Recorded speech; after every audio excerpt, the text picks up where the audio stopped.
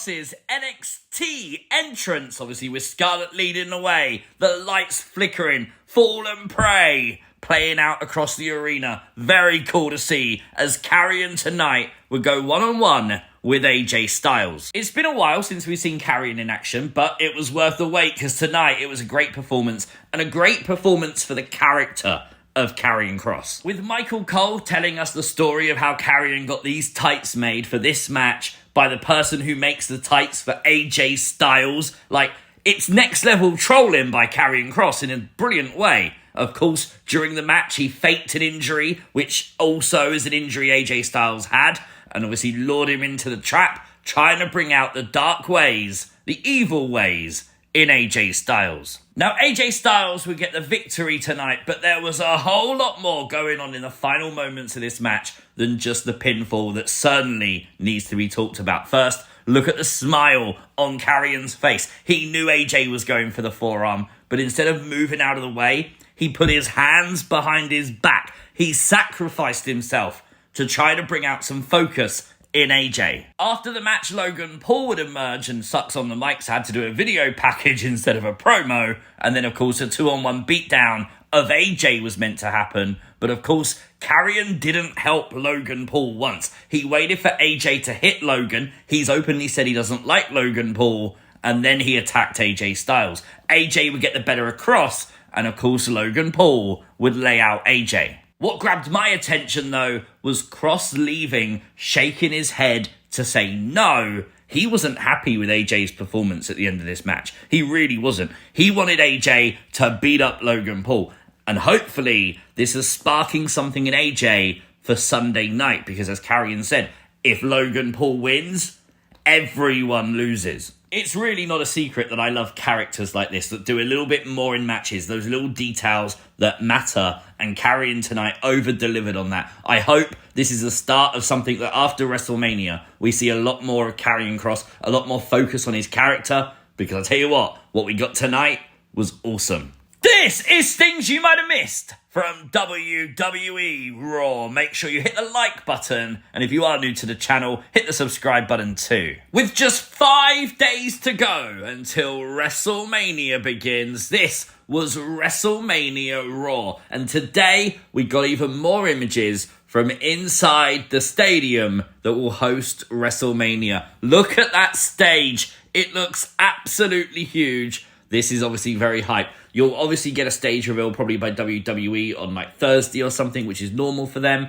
But obviously we keep seeing these images come out. Very interesting to look at. We found out tonight on the show on Friday, the Pat McAfee show will be hosted from WWE World with special guests Roman Reigns and Triple H. So even more must-see viewing this WrestleMania week. Talking of must-see viewing, Liv and Raquel were in the first match tonight, or at least Liv was, versus Bayley. As they battled, obviously Sunday night they'll be battling for the women's tag titles. This was a singles match won by Bayley. And Bayley definitely needed the help of Lyra to get the win tonight. Yes, okay, Raquel did put Liv's foot on the rope, but tomato, tomato. The question now, will they do the same thing Sunday? Will Bayley and Lyra win the women's tag team championships? You know I can't bet against Liv and Raquel, so of course I'm going with Liv and Raquel. And if you want to hear my predictions for WrestleMania, we put the video up on the YouTube channel on Saturday. So if you want to actually listen to that, it's up already. Make sure you check it out and leave your predictions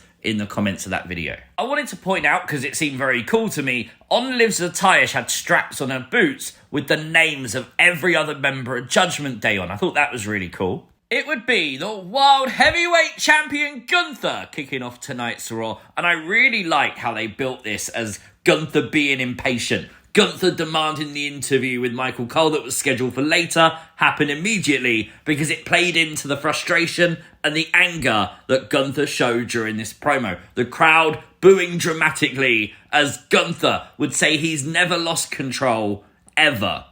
Well, as Pat McAfee said, he kind of did tonight. Is Jey Uso under the skin of the world champion? Can Jey overcome Gunther?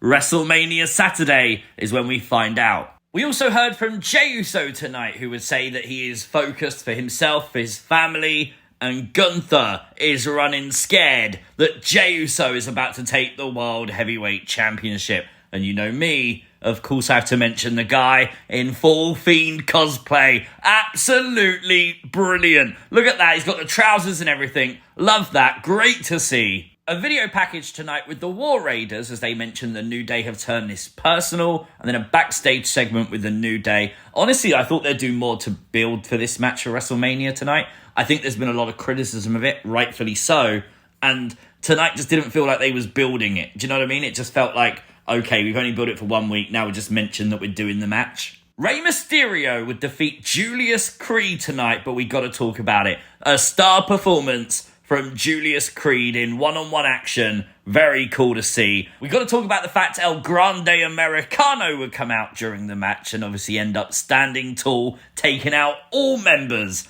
of the LWO pretty much single-handedly. And of course, Michael Cole would be like, oh, again, El Grande Americano's here and Chad Gable's not in sight. But Michael, we can blame the referee for that because the referee kicked out American Made and kicked out the LWO, and I'm pretty sure Chad Gable can't change his attire that quickly, right? Once again, it was the loaded mask of El Grande Americano and all the headbutts that would do the damage tonight. But the question is, can they please make this mask for mask at WrestleMania? I don't need El Grande Americano to continue post-WrestleMania. Do it at Mania. Add a little bit more flavour to the match. It would be very cool. Who goes to a WWE show dressed up as a freaking Prime bottle? Now, with Logan Paul being there tonight, I wonder if this is someone Logan knows, but, I mean, come on, the Fiend cosplay's understandable. A Prime bottle? What are we doing? Some extra information about the WrestleMania kickoff show was revealed tonight. You can see names that will be in attendance. Jey Uso, Gunther, Bianca Belair, Rhea Ripley, Io Sky, Bron Breakker, and Seth Rollins. Obviously joined by the hosts, Michael Cole and Pat McAfee. That is also this Friday. There's a lot going on this week. Penta would stand tall tonight, although his really good match with Finn Balor would end in a disqualification. Thought it was great that Carlito basically got flashbacks to last week and that super spear by Bron Breakker. He ran out of the way, don't worry about it. But this time it was a double spear to Carlito and Dom. But Penta would stand tall. I love this. Before the match, we saw Judgment Day taking out Bron. They know he's the biggest threat for WrestleMania. Lots at play for the IC title. Great build. Can you believe Paul Heyman waited all night for his tribal chief to arrive? And Roman arrived just as CM Punk put his arm around Paul Heyman. Oh my God, jealousy drama in WWE. And you could definitely tell Roman wasn't exactly thrilled about that welcome to Raw, was he? The drama will continue in the main event segment tonight as Roman Reigns refused to take the microphone from Paul Heyman and instead get in his own. Oh my God. And then asking Paul Heyman why he betrayed him. Why he betrayed Roman Reigns. Why Roman didn't even ask for anyone to help him in War Games. And now he's paying back the favour. It's him that basically is making a sacrifice at WrestleMania. Well, Seth Rollins would come out and he was very vocal tonight. He would talk about how Roman Reigns is a part-timer and the business would die with more people like Roman Reigns. He spoke about CM Punk taking his ball home and coming back for the glory later on. And if more people were like Punk, the business will die. And more people need to be like Seth Rollins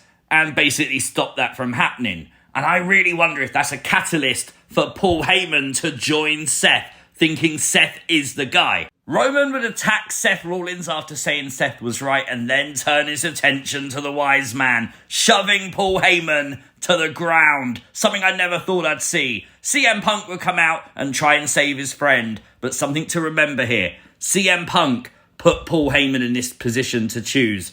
Roman Reigns has assaulted Paul Heyman. The only person who has actually given Heyman a choice is Seth Rollins. Will Heyman's loyalty lie with Seth Rollins on WrestleMania Saturday? It's going to be the main event, and with the main event segment tonight as hype as that, I'm excited. Very decent Raw. Obviously, they're limited on what they can do with WrestleMania being this weekend. But honestly, the stuff we got was absolute gold for me. 8.5 out of 10. Let me know your thoughts in the comment section down below. If you are new to the channel, hit the subscribe button, like the video, share the video, and I'll see you next time.